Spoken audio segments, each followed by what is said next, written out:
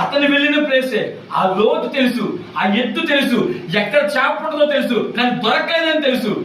కానీ విన్న వాక్యం, ఆ విశ్వాసపు లోతు, శూన్యములో సృష్టిని చేసిన దేవుడికి చేపనివ్వడం పెద్ద లెక్క కానే కాదు. అందుకని ఆ మాట నమ్మడెవరు? క్రైస్తవుని యొక్క విశ్వాసాన్ని దేంతో పోలుస్తారని? గుడ్డి విశ్వాసంగా మారాలన్న. క్రైస్తవుని విశ్వాసం ఎలా మారాలి? గుడ్డి వాళ్ళంటే ఎవరు? కళ్ళు లేని వాళ్ళు. ఎవరు? కళ్ళు లేని వాళ్ళు మీకు మార్గాన్ని చూపిస్తే వెళ్తారా? కానీ కొంతమంది కళ్ళు నోకన్నా కళ్ళు లేని వాళ్ళే బాగా నడుస్తారు. తెలుసా మీకు?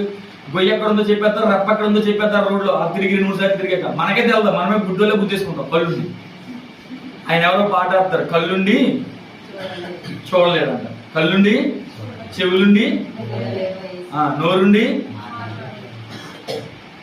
ఇంకొక పాట ఉంటుందండి, ఆ పాట భలే ఉంటది. ఏంటంటే, నాకు కను దృష్టి ఉన్నంత వరకు చదవలేదు నీ వాక్యము, దృష్టంతా పోయాక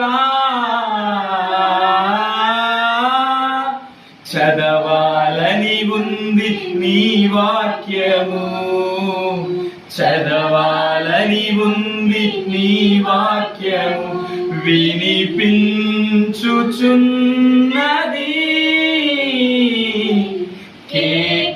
కేకనాకు, ఒక కేకనాకు.